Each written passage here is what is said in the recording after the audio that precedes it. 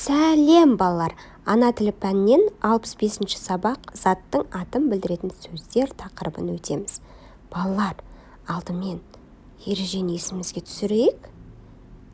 Заттың атын білдіретін сөздерге кім-кімдер, не-нелер сұрақтары қойылады. Адамға қатысты сөздерге кім-кімдер деген сұрақтар қойылады. Мысалы, кім ұстаз, кім ата, кім әже, кім әке, кімдер дәрігерлер. Заттар мен жануарларға қатысты сөздерге не-нелер деген сұрақтар қойылады. Мысалы, не балта, не балға, нелер орындықтар, не сиыр, не қой, нелер бұзаулар. Жақсы балалар, есімізге түсірсек, бірінші жаттығуға қарақ. Бірінші жаттығу, мәтінді түсініп оқы. Тақырыбы теңге алу ойыны. Теңге алу ат спортына жататын ұлттық ойындардың бірі. Теңге алу ойыны тегіс жерде өткізіледі. Ойынға ересек адамдар ғана қатысады. Тегіс жерге шүберекке түйілген теңге тасталады. Ойыншылар атпен шауып келе жатып, жердегі теңгені іліп әкетеді. Теңгені ат үстінен еңкейіп алған адам жеңімпаз атанады. Ол жүлде алады. Қазақтың ұлттық ойындары кітабынан алынған екен болмадым.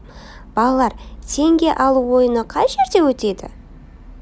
Дұрыс айтасыңдар.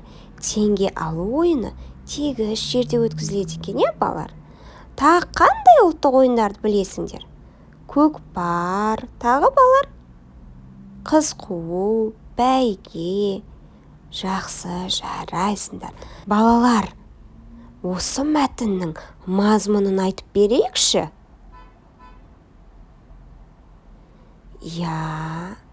Жақсы, жарайсыңдар балалар.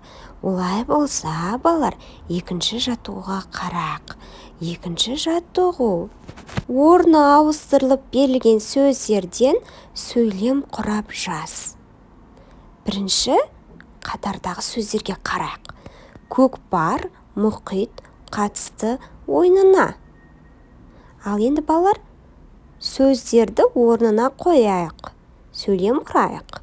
Көкпар ойынына мұхит қатысты. Келесі қатардағы сөздерге қарайық. Доп алаңда ойнады балалар. Ал сөйлем құрайық. Балалар алаңда доп ойнады. Жақсы балалар. Енді балалар, үшінші жаттығуға қарайық. Үшінші жаттығу. Өлеңді тиісті сөзді қойып оқы дейді. Балалар, біздің жирен қандай? Озғандай. Байқамаппын бұрын, желді басып құлын, қатты шапты бүгін. Өлеңнің авторы Сағатбек Медеубекұлы. Жақсы балалар, осымен біздің сабағымыз аяқталды. Каналға жазылып, лайк басып, комментария қалдыруды ұмытпа.